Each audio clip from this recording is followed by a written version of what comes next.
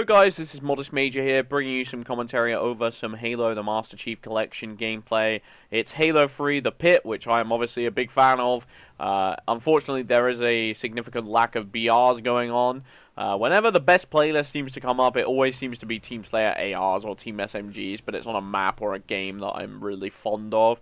It's kind of frustrating. Combat Evolved is kind of a safer pick a bunch of the time just because you always get a utility weapon, which is a bit of a shame.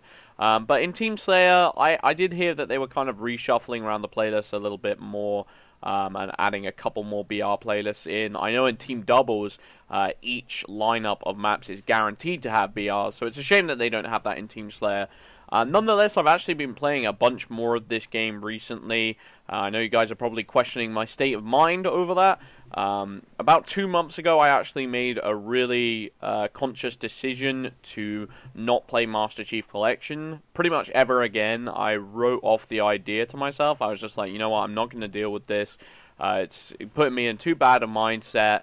And I don't want to, be putting out content that is plagued or poisoned by a bad mindset, because at the end of the day, this is a hobby. This isn't something to take too seriously. You can definitely get enjoyment out of taking it seriously, but there's two different kinds of taking it seriously, where the first of which is you're so passionate and you're so invested in the game that you just want to keep popping up back on. You want to be playing, and you want to make yourself disciplined because you have so much appreciation for the game and the state of the game. And Master Chief Collection did not fall into that category, in my opinion. And you're about to see some utterly disgusting snipes. And then I choked. I'm so sorry. I'm so sorry. It was because it was an elite, Why wasn't it an elite? Why did an elite have to be the third person who came up there? I don't know.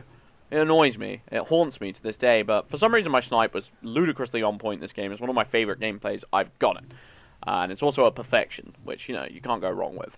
Anywho, back to the topic. I didn't think I'd be going back on Master Chief Collection. I took a really long hiatus. Some of you guys are probably aware, I say it on Twitter a lot, that I was playing Super Smash Bros. Melee, trying to play competitively that game for a little bit, just grinding it. I wanted to completely invest myself in something else to keep my mind off of what was going on Xbox, because you guys, might see me as a little bit foolish for this, and it might come across a little bit childish. I don't know.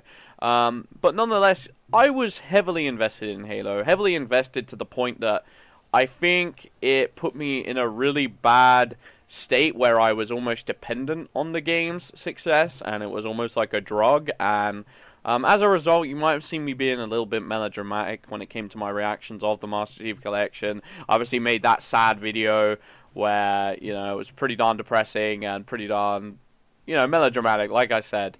But it's just because I was so connected to the game, to the community, that I was pretty much living and breathing the game. It might sound a little bit sad to some of you guys, but literally I came on every day. I played for about 6-7 hours, no word of a lie, on an average day for a while, at least during the peak of Halo 4. And I just had so much positive energy and passion towards the game. When I do something, I don't really like to do it half-heartedly. I like to just pretty much dive in and go a little bit crazy over it. And it's the same way I've approached Super Smash Bros. Melee, for example. But Halo Master Chief Collection didn't really give you the option to do that. And I still maintain the fact that you could play Master Chief Collection like 2 hours a day and have a really good time.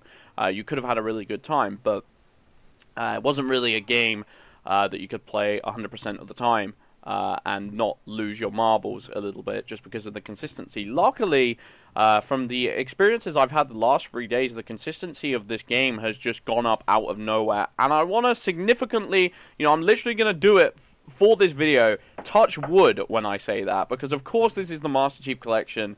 It is very influenced by luck and exterior factors and external factors, and something just happens to go wrong with Master Chief Collection. The stars just seem to align, and whenever you get any little glimpse of hope, it seems to go bad. But I do genuinely think, I've always thought and I've always maintained, even when I was at the lowest point with Master Chief Collection, that it is a $60 title. It was always worth that price tag. I think the problem that happened with a lot of us as gamers was that we got into the mindset where when you buy a Halo game, you're not getting a really good $60 title. You're getting a priceless, timeless classic. And with Halo Master Chief Collection, it was shaping up to be a collection of all of those priceless you know, timeless masterpieces. So it was like, well, this is a no-brainer. This is going to be pretty much the holy grail of games. Nostalgia could carry us all the way to perfection right there with this collection. And I think that was what was really hard to disconnect myself from, and it really helped when I took that 2-month break to come on Master Chief Collection and not have that baggage of expecting the holy grail of games every time I line up the games, and then slowly but surely realizing that the game just wasn't up to snuff every single time I get back onto it. And I've definitely developed a slightly more chill mindset towards the game. And I just think that happens to coincide with the fact that the game just seems to be playing funner. I can't explain why. Maybe the quitting penalties are working slightly well, because I've seen quite a substantial amount less quitters on average. I've seen more easier, fairer lobbies. There were a lot of lobbies where it was just your team versus a team of absolute tryhards, and the teams were just completely imbalanced. Or maybe you had a team of tryhards, but you made everyone quit on the enemy team in like 2 seconds. And for some reason, the games just seem to be more varied and more interesting. I'm going to leave my stream link in the description. So I advise you guys come and watch Master Chief Collection for myself. I know a lot of you guys will be like, you know, I'm not trying this game after everything I've been through. And that is a similar mindset I would be in when watching this video. But I do think Master Chief Collection is in the best state it's been so far. And even the low levels of population don't seem to be impacting it for me personally. It could be a streak of luck, but it's been like a 3-4 day streak. So I advise at least like playing it a little casually, trying to play it with a more disconnected mentality for sure, not trying to expect it to be the god tier Halo game, but it's still one of the best games to play on Xbox One, and myself, Lurker Zero, Ubernick have been having a blast with it as of recently, which is really refreshing to see, and even Delimentary's been back on a couple of days, so yeah, like I definitely think it's worth trying. I'm at least going to be pumping out content. If you guys don't want to play it, that's totally fine. But I hope you guys are okay with watching a bit more Halo Master Chief Collection gameplay on my channel, because I'm getting back into the rhythm of things, back into the swing, and right now I'm feeling pretty darn positive about my overall experience with the game at this current point in time. So yeah, hope you guys enjoyed this little commentary. I've been Modest Major. Thanks for watching. Peace out.